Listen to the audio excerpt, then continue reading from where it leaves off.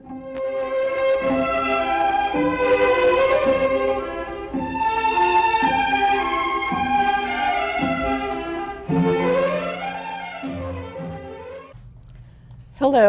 welcome to On the Go with AAUW. I'm your host, Diane Hennessy King, and today's program is about aging in place, which is really aging in your community.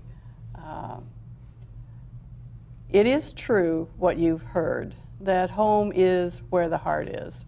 And most of us, as we get older, would like to be able to stay in whatever home or community that we've chosen.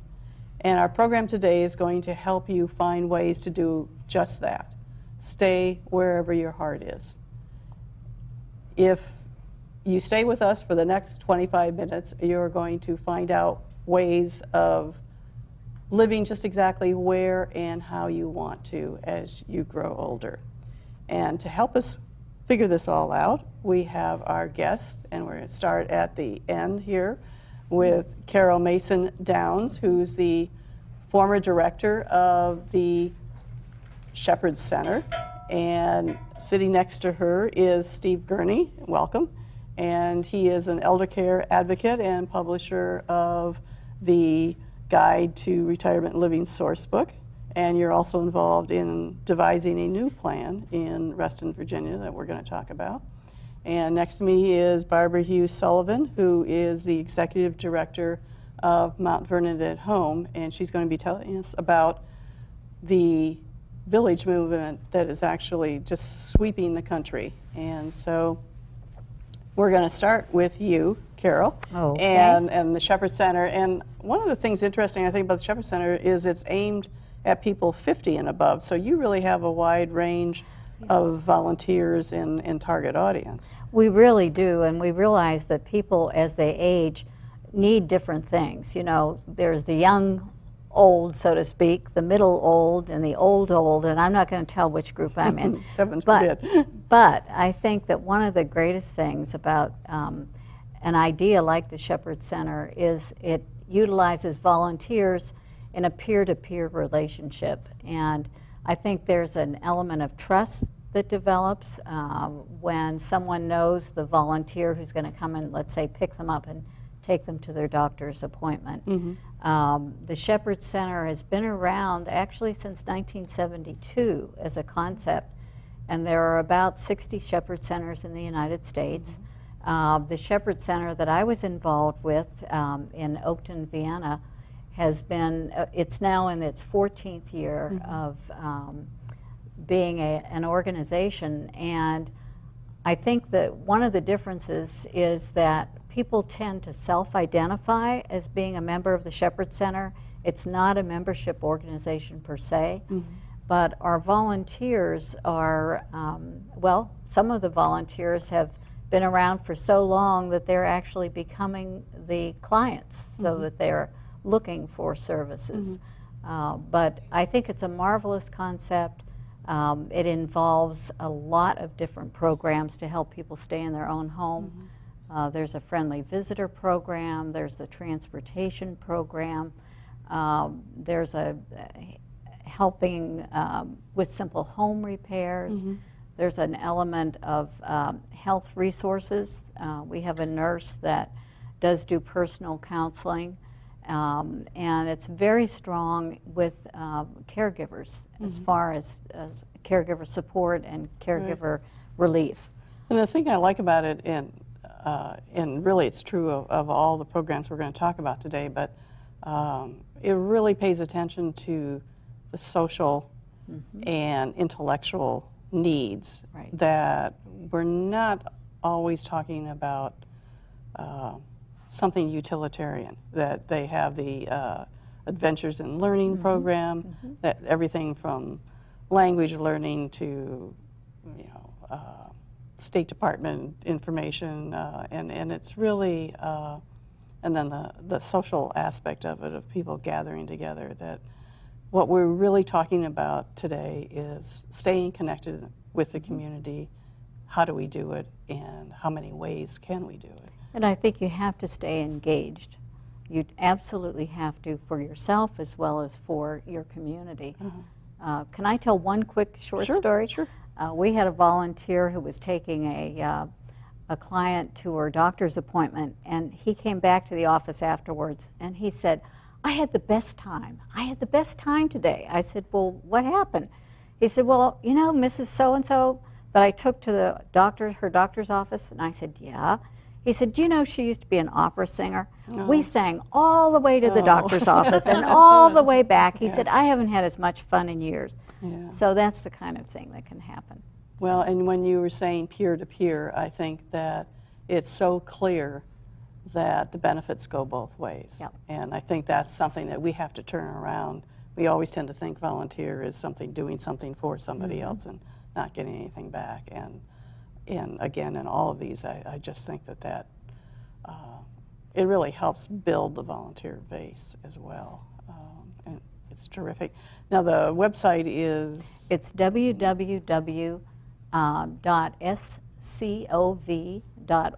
That stands for Shepherd Center of Oakton, Vienna. Right. And you can also then, if you have family members who are around the country, you can go in there and look and see where else there might be a Shepherd Center. You that can go to help the you. Shepherd Center of America, which is SCOA, I believe, Okay. .org, and that will give you all the different Shepherd Centers Okay. across the United Because States. when I heard about the one originally in Oakton, Vienna, I just thought it was some local, gathering, Yeah. that, but I had no idea that it was a national one originally. And I have to say, I take Tai Chi there.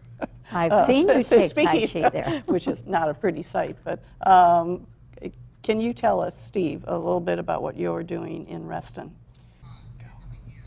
Well, what we're doing in Reston is we've started an initiative called Reston for a Lifetime. And inspired by the village movement, which you're going to hear Barbara talking about in a bit, we came together as a community to try to figure out how can we remain in this community that we love for a lifetime. And as you know, Reston is a very unique but large community, over 17 square miles, 60,000 residents.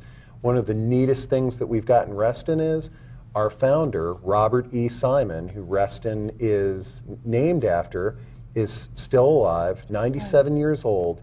And one of the founding principles that he founded this community on in the 60s was that a person can live in their community for a lifetime, that the community has a variety of options and different lifestyles. So it's an exciting movement.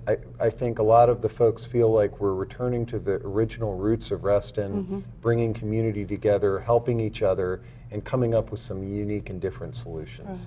But even though Reston is, one of the country's more famous planned communities, I think still the way you're going about it and doing surveys of the community, really listening, and as you were saying, trying to take a back seat to what the community wants, and that whole process, I think, is something really that any other community could look to as a guide.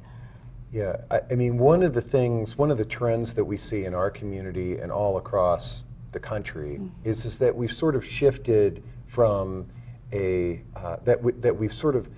we value independence so much. I've got to be in charge of my own castle, and we look at interdependence as sort of a weakness. If you can't do something or you don't want to do something, that's viewed as a weakness. And I think we need to I think that this movement, what we're all talking about here, is shifting it to say, let's help each other.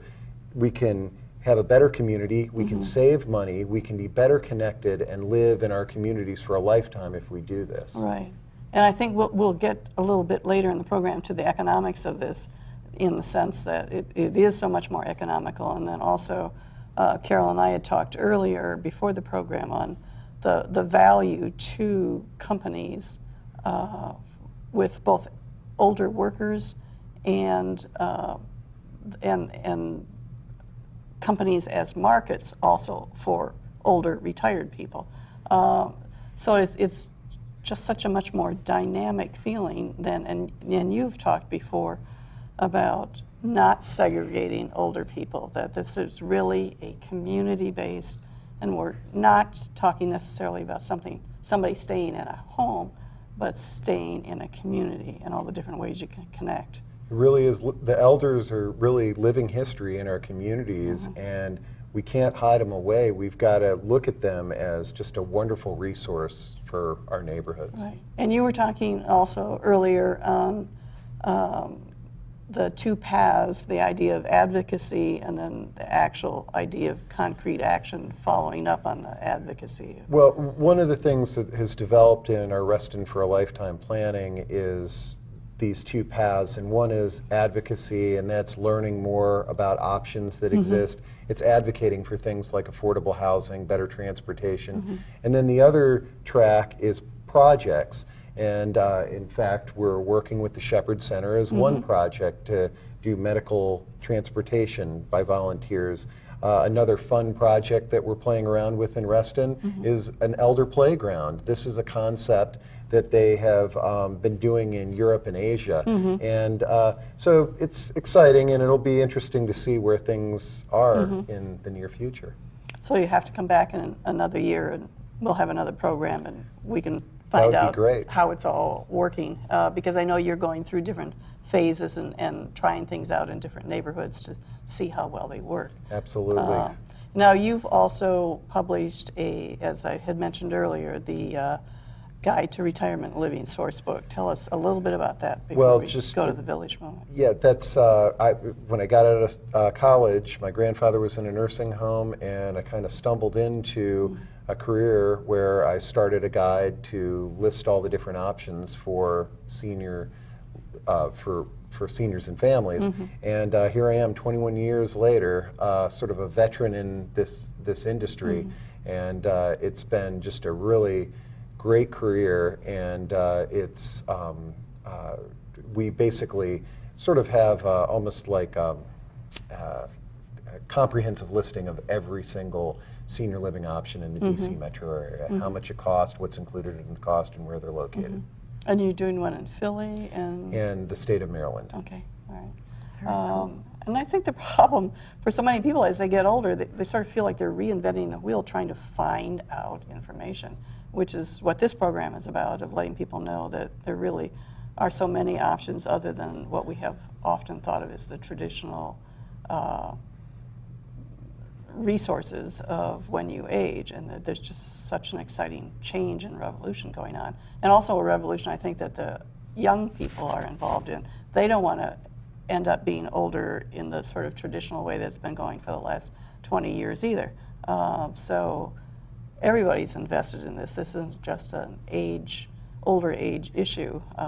So can you, Barbara, I know that this village movement, people hear about it and we all know about it takes a village to raise a child kind of thing. What's the village movement in senior living? Well, the actual village movement started about 10 years ago. In fact, Beacon Hill Village was the first one up in Boston. Right. And they got together, a group of homeowners thought, we want to stay in our homes, we want to stay in the Boston area, and we just need the resources to do this. And it grew and grew, and all of a sudden, it's sweeping the United States, as you said in the beginning. Mount Vernon at Home is a village in the southeast section of Fairfax County. It started with a core group of homeowners in Holland Hills, and in 2007, and they got together and they said, we want to change the paradigm of aging, and create an atmosphere where we can stay at home with the help of volunteers and our